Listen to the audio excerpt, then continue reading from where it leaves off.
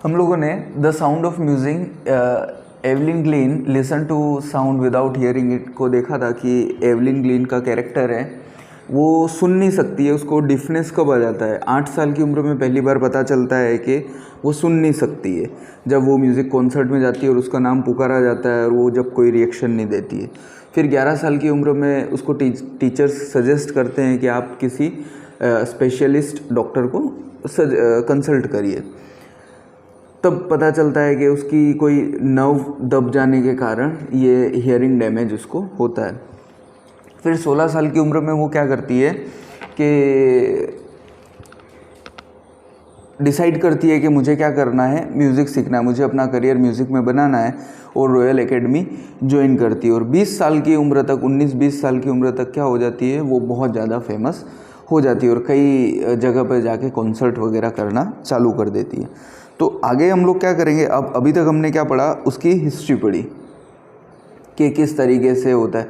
अब हम लोग देखेंगे कि किस तरीके से उसका वो म्यूज़िक सीखने के लिए स्ट्रगल करती है, किस तरीके से वो एक इंस्पिरेशनल स्टोरी बनती है कि आपको फिज़िकल डिसेबिलिटी होते हुए भी आप क्या है आगे बढ़ सकते हो। It is intriguing to watch Evelyn function so effortlessly without hearing। intriguing का मतलब क्या होता है? बड़ी उत्सुकता के साथ, बड़े आकर्षण के साथ, कि बड़े आकर्षण के साथ एवलिन के फंक्शन देखना बड़ा ही अच्छा लगता है। विदाउट एफर्टलेसली मतलब बिना किसी मेहनत मशक्क़त के, विदाउट हियरिंग के बिना सुने भी वो इतना अच्छा म्यूज़िक क्या कर सकती है, प्रोड्यूस कर सकती है। In our 2 hour discussion she never missed a word, कि 2 घंटे की हमने क्या की, बातचीत की। लेखक ये कह रहा है कि एवलिन के साथ मैंने 2 घंटे की बातचीत की, ऐसा मुझे कभी नहीं लगा कि वो सुन नहीं सकती है। Man with bushy beard give me trouble, she laughed, it is not just watching the lips, it is the whole face, specially the eyes. कि एवलिन क्या कहती है कि मुझे, जिसकी दाढ़ी बड़ी होती है, मतलब यहाँ से दाढ़ी आ रही है, यहाँ से दाढ़ी, बड़ी बड़ी दाढ़ी आ रही है, गुच्छेदार दाढ़ी आ रही है, उनसे बात करने में थोड़ी सी दिक्कत होती है। क्यों? क्योंकि मैं क्या नहीं कर पाती हूँ, लिपसिंग तो प्रॉपरली उसका होता ही नहीं है, पर उसका फेस भी क्या होता है, फेस रीडिंग भी प्रॉपर नहीं हो पाती है और आंखें भी उसकी क्या है, मैं जज नहीं कर पाती हूँ। जो ये फिज़िकल डिसेबिलिटी वाले बच्चे रहते हैं, दिव्यांग जो बच्चे रहते हैं, जो सुन नहीं सकते हैं, उनको क्या बताते हैं, उनको लिपसिंग पढ़ना सिखाते हैं। उनको सिखाते हैं कि जब मुंह ऐसे खुलता है तो ये वर्ड निकलता है, मुंह ऐसे खुलता है तो ये वर्ड निकलता है, ऐसे होता है तो ऐसे वर्ड निकलता है। तो उसके मदद से वो क्या कर लेते हैं, समझ जाते हैं सारी चीज़ें। प्लस क्या होता है, वो इशारों में उनको बात करना सिखाते हैं। हमारे मोहल्ले में भी एक बच्ची है जो अभी 12th में आ गई है, कंप्लीट बात सुनती है, वो समझती है, न वो बोल सकती है न वो सुन सकती है, और बाय बर्थ न वो बोल सकती है न सुन सकती है, पर फिर भी वो पूरा कन्वर्सेशन समझ जाती। अच्छा, वो किसी डिसेबल स्कूल में भी नहीं गई, स्पेशल स्कूल होता उसमें भी नहीं गई, वो वैसे ही सीख गई। अपन इसको बोलते हैं ना कोई बात, तो वो लिपसिंग पकड़ लेती है और लिपसिंग पकड़ के वो ऐसे करके जवाब भी दे देती है। She speak flawlessly with a Scottish lilt. Scottish भाषा में, स्कॉटलैंड की भाषा में वो क्या करती है, बिल्कुल फ्लोलेस, बिना रुके बोलती है। उसका एक कारण ये भी था कि वो क्या होती है, 8 साल तक उसको जो भाषाई ज्ञान होना चाहिए था, वो भाषाई ज्ञान उसको हो जाता है। My speech is clear because I could hear till I was 11, कि मेरी बोलने का क्या है बिल्कुल साफ था। क्यों? क्योंकि 11 साल तक क्या है मैं सुन सकती थी। She says but that doesn't explain how she manage to learn French and master basic Japanese. कि ये तो ठीक है, लेकिन उसके बाद उसने क्या क्या सीखा, जैपनीज़ भी सीखा और क्या सीखा, फ्रेंच लैंग्वेज भी सीखा। फ्रेंच लैंग्वेज क्या है, बड़ी कठिन है। ठीक है, इंग्लिश भी इजी है, हिंदी भी इजी है। अब जैसे आपको बोलना हो स्टूडेंट, तो फ्रेंच लैंग्वेज में कैसे बोलते हैं, इथ्यूदियो। आपको बोलना है कि मैं स्टूडेंट हूँ, तो आप बोलोगे जस्वी इत्युदियो, मैंने सीखा है फ्रेंच, मेरे को आता है। आपको जैसे गुड इवनिंग गुड मॉर्निंग बोलना होता है तो आप बोलते हो बोंजूर, बोंशवा, बोंजू, बोंशवा, या ऐसे इशारों में भी वो बात बोलते हैं। ठीक हो या, तो आप बोलते हो ठीक हो तो ठीक है, और आपको बोलते हैं कि नहीं ठीक है यूँ, तो बोलते हैं कमसी कमसी, क्लमसी क्लमसी, ऐसे बोलते हैं। ऐसे ऐसे फ्रेंच लैंग्वेज बात करते हैं। फ्रेंच लैंग्वेज क्या है? टफ लैंग्वेज है, कठिन लैंग्वेज है। तो उसको भी उसने क्या किया? सीखा। As for music she explains it pours in through every part of body, कि म्यूज़िक को लेके उसने क्या बोला कि ये क्या करता है, मेरे शरीर में उतरता है। पोर्स मतलब उतरना, कहाँ से उतरता है? शरीर के हर हिस्से से क्या करती हूँ मैं, म्यूज़िक को अपने अंदर उतारती हूँ, मेरे दिल में उतारती हूँ, और क्या करती हूँ? महसूस करती हूँ। It tingles in the skin, my cheek bones and even in my hair. क्या होता है? उसको सेंसेशंस महसूस होते हैं, संवेदनाएं महसूस होती है। टिंगलिंग्स का मतलब संवेदनाएं क्या करती है? उसके अंदर शरीर के हर पार्ट्स में से, त्वचा में से, उसकी हड्डियों में से वो क्या करती है? उसके सेंसेशन, उसकी संवेदनाओं को महसूस करती है और उससे वो म्यूज़िक प्रोड्यूस करती है। When she plays the xylophone she can sense the sound passing up the stick into her finger tips, कि जब वो जाइलोफोन बजाती है तो जैसे ही वो स्टिक नीचे पड़ती है तो स्टिक के नीचे पड़ने से क्या होता है? वाइब्रेशंस पैदा होते हैं, और वाइब्रेशंस को वो क्या करती है? अपनी उंगलियों के माध्यम से हथेली पे महसूस करती है, और महसूस करते ही वो क्या है? पूरा म्यूज़िक उसके दिमाग में, दिलो दिमाग में चलता रहता है। By learning against the drum she can feel the resonance flowing in to her body, के ड्रम से उसने म्यूज़िक सीखा। जब ड्रम बजते थे तो क्या होता था? जो वाइब्रेशंस होते थे वो वाइब्रेशंस क्या है? आते थे, और वाइब्रेशंस से उसने क्या किया? पता करना चालू किया कि कौन सा अपर नोट है, कौन सा लोअर नोट है, कौन सा नोट है।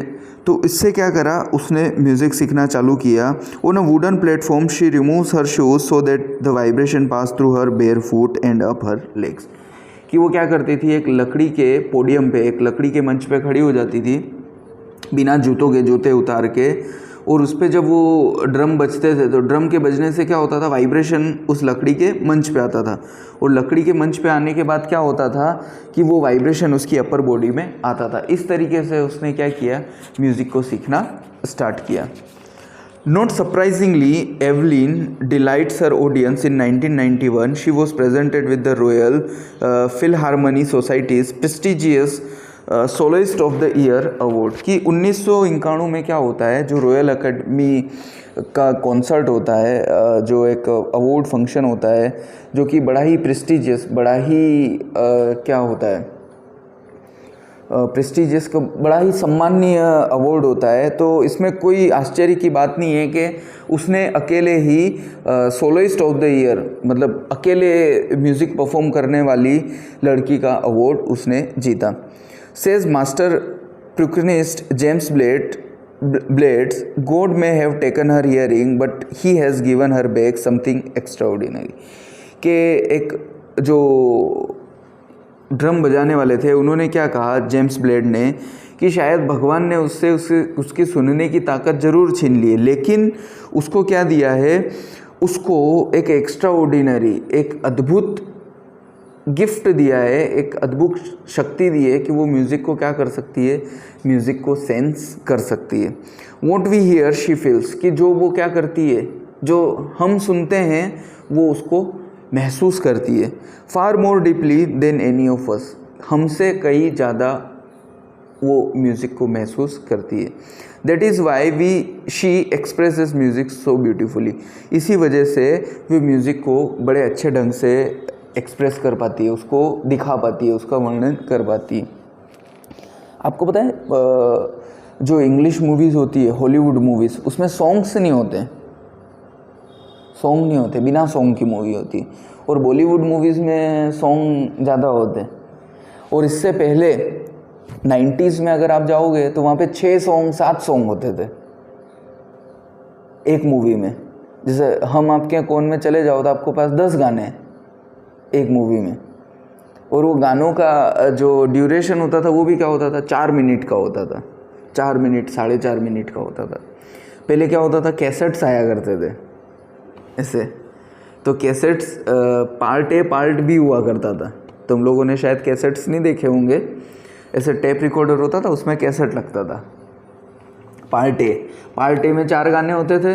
जब वो ख़त्म हो जाता था तो उसको खोलते थे और उसको ऐसे पलट के और फिर ऐसे लगाते थे, तो उसमें भी 4 गाने 5 गाने हुआ करते थे।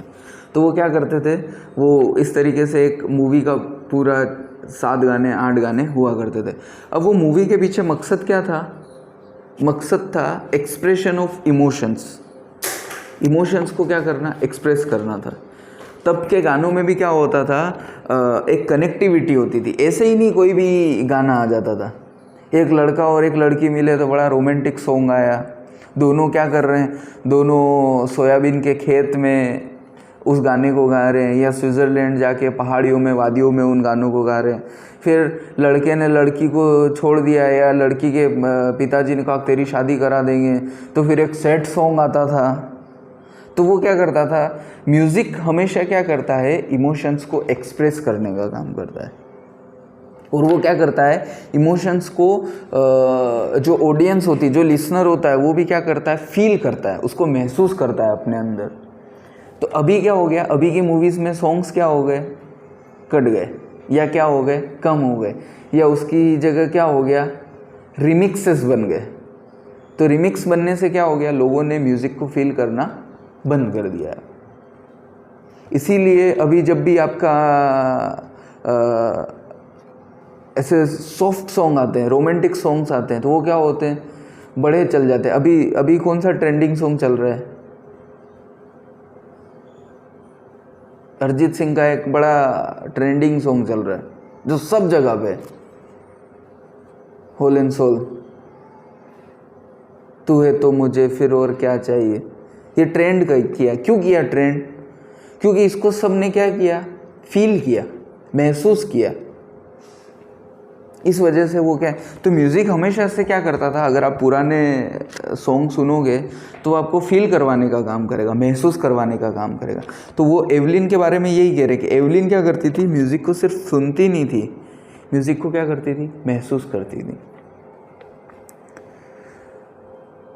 Evelyn confesses that she is something of a workaholic. Workaholic का मतलब क्या है, जो काम को पूजा समझता है, मतलब काम में इतना रम जाता है, काम में इतना मशगूल हो जाता है कि उसको और कुछ पता नहीं चलता है। तो वो क्या करती, कन्फेस करती है, मतलब वो मानती है, स्वीकार करती है कि वो वर्कहोलिक है। I just got to work often harder than classical musician, कि जो क्लासिकल म्यूजिशियन जो मेहनत करते हैं वैसी ही मेहनत वो क्या है, करती थी। क्लासिकल म्यूज़िक क्या होता है, जो परंपरागत म्यूज़िक होता है बहुत कठिन होता है। सारे गामा वो जो सीखते हैं ना, पूरा अपर नोट लोअर नोट एक एक, वो उसको क्या है, बड़ा कठिन होता है, सितार पे जो बजाते हैं, तो उतनी ही मेहनत वो करती थी। But the rewards are enormous. Enormous का मतलब बहुत बड़ा, ग्रेट, कि उसके जो इनाम थे वो भी क्या मिले उसको, बहुत बड़े मिले। Apart from the regular concerts, Evelyn also gives free concerts in prisons and hospital, कि ये संगीत सभाएं जो कॉन्सर्ट्स होते थे, उन कॉन्सर्ट्स के अलावा वो क्या करती थी,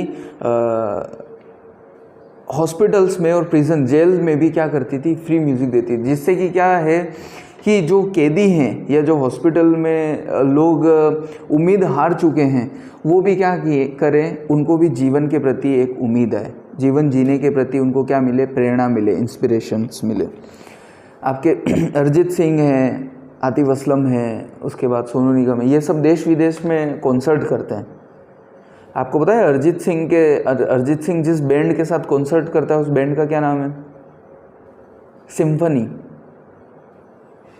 सिम्फनी उस बैंड का नाम है। और सिम्फनी वर्ल्ड फेमस बैंड है। आप अगर उसके ऑर्केस्ट्रा बोलते हैं उसको, सिम्फनी ऑर्केस्ट्रा, सिम्फनी बैंड, उस ऑर्केस्ट्रा को देखोगे ना तो आपका दिमाग काम नहीं करेगा। लगभग 60-75 लोग होते हैं उस ऑर्केस्ट्रा में, पूरा स्टेज भर जाता है, 60-75 लोग अलग अलग म्यूज़िक इंस्ट्रूमेंट बजाते हैं और अरिजीत सिंह आता है। फिर कभी आप यूट्यूब पे सर्च करोगे Arijit Singh concert with symphony orchestra, तो आप वहाँ पे जब उसके गानों को सुनोगे तो आपको लगेगा अरे यार इतना बेहतरीन कैसे हो सकता है। तो वैसे ही ये रॉयल जो ऑर्केस्ट्रा था उसी का हिस्सा थी ये एवलिन ग्लीन, और वहाँ पे वो क्या बजाती थी, जाइलोफोन बजाती थी। She also gives high priority to classes for young musician. उसकी एक प्राथमिकता क्या थी कि जो यंग म्यूजिशियन है, जो अभी अभी म्यूज़िक जिन्होंने सीखना चालू किया है, उनको भी क्या है वो म्यूज़िक क्लासेस देती थी। एने रिचलिन of the Beethoven Fund for Deaf Children says she is shining inspiration for deaf children। अभी एक सेलिब्रिटी है बीथवन, एने रिचलिन बीथवन की, वो क्या करती थी, बीथवन को क्या करती थी, फंड देती थी, पैसा देती थी कि जो बच्चे सुन नहीं सकते हैं, जो बच्चे क्या है डिफ हैं, उनकी शिक्षा, उनका जीवन बेहतर हो सके, उसके लिए वो क्या करती थी, फंडिंग करती थी, पैसा देती थी।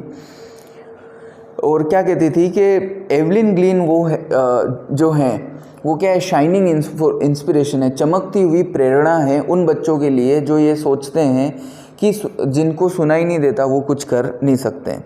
दे see that there is nowhere that they can not go, कि वो ऐसा सोचते हैं कि वो कहीं नहीं जा सकते, उनके लिए एक प्रेरणा का काम करती है।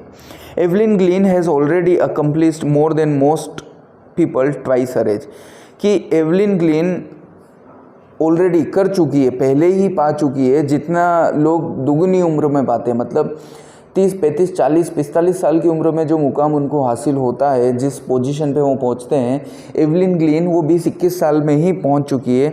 She had brought percussion to the front of the orchestra and demonstrate that it can be very moving। अपने टैलेंट की वजह से जो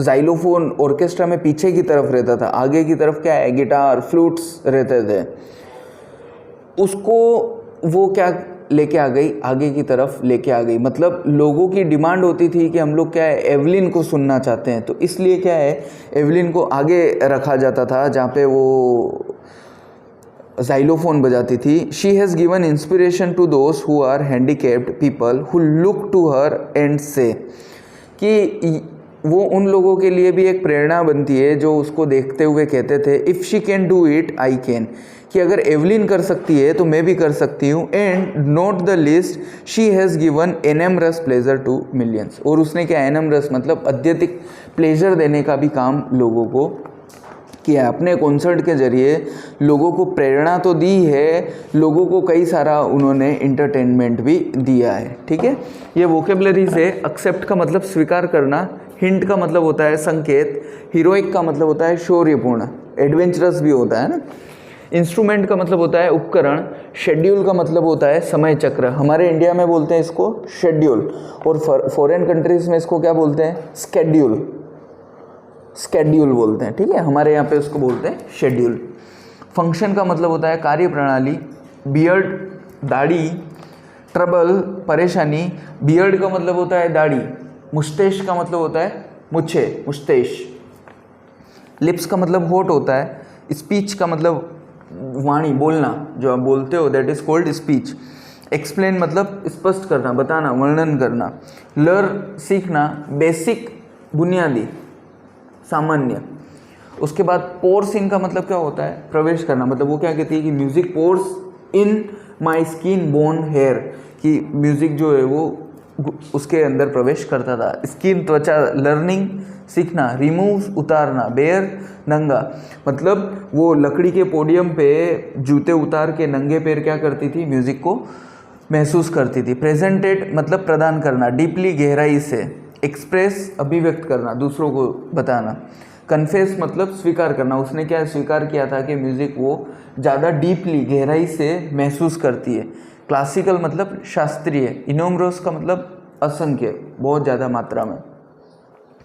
कॉन्सर्ट का मतलब संगीत सभा, प्रिजन मतलब जेल, प्रायोरिटी मतलब प्राथमिकता, शाइनिंग मतलब उज्जवल, इंस्पिरेशन का मतलब क्या होता है, प्रेरणा, नोवेयर का मतलब कहीं नहीं, ऑलरेडी मतलब पहले से, ट्वाइस मतलब दोगुना, मतलब उसने दोगुना जो मुकाम लोग दोगुनी उम्र में प्राप्त करते हैं उसने बहुत जल्दी प्राप्त कर लिया था।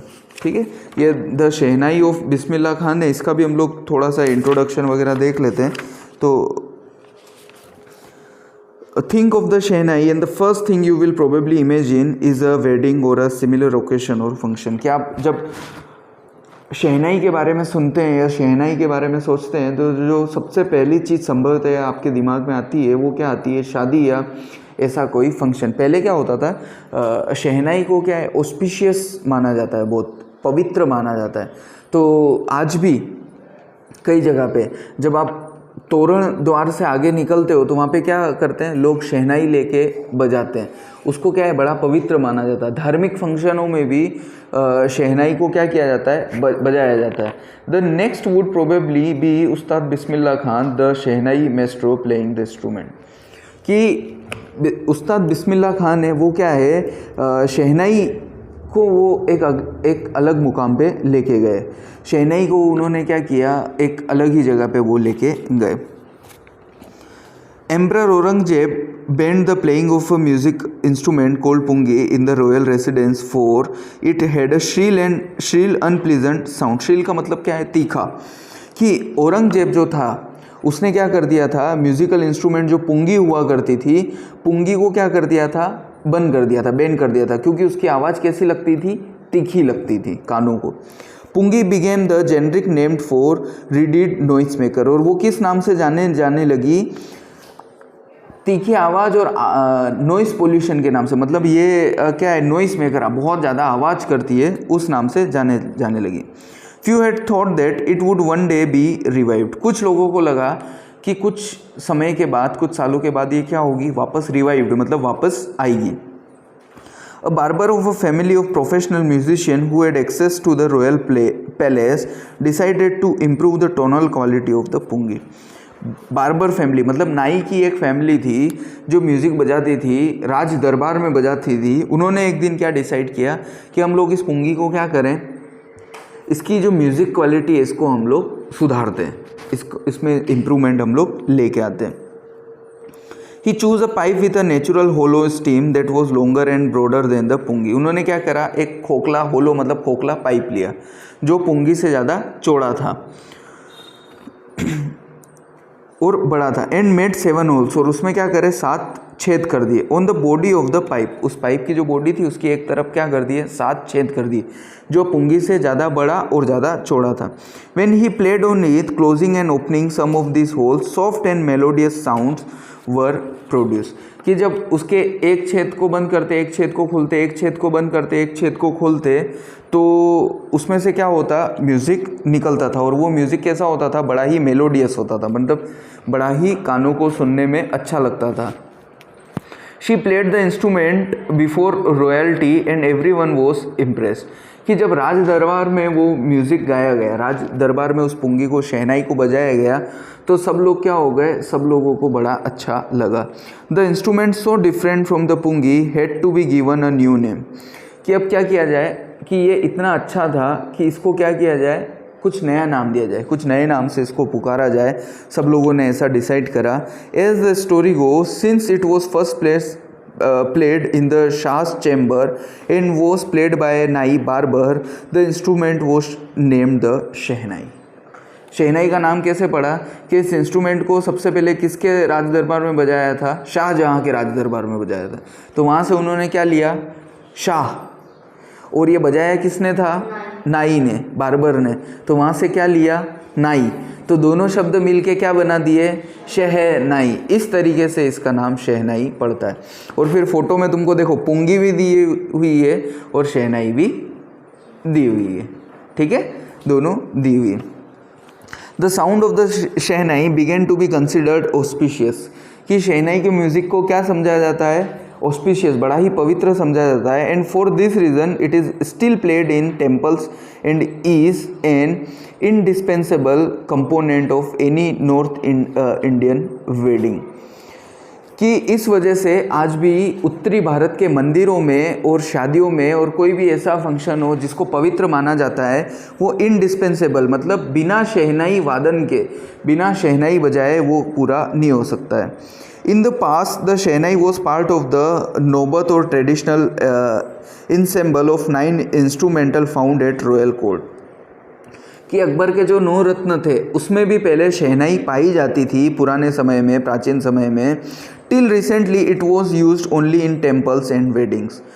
तब उसके बाद तक क्या हुआ कि ये सिर्फ मंदिरों में और शादियों में ही बजने लगी। The credit for bringing this instrument on to the classical stage goes to Ustad Bismillah Khan, कि उसमें उस्ताद बिस्मिल्लाह खान ने इस तरीके से इस शहनाई को वादन किया कि ये क्या होने लगी, ये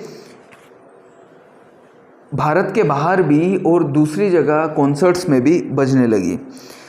as a 5-year-old Bismillah Khan played gilli danda near a pond in the ancient state of Dumraon in Bihar. Dumraon Bihar में 5 साल की उम्र में उस्ताद बिस्मिल्लाह खान क्या करते थे, गिल्ली डंडा खेलते थे। He would regularly go to the nearby Bihari ji temple to sing the Bhojpuri chaita, at the end of which he would earn a big laddu weighing 1.25 kg, a prize given by the local महाराजा। कि 1.25 kilo का लड्डू, जब वो नदी के किनारे बिहारी जी का जो मंदिर था वहाँ पे एक भजन गाने के लिए जाते थे, तो भजन गाने के बाद उनको क्या मिलता था, 1.25 किलो का एक लड्डू उनको मिलता था इनाम में, प्रसाद के रूप में। तो वो क्या करते थे, उस प्रसाद की लालच में भजन गाने के लिए जाते थे।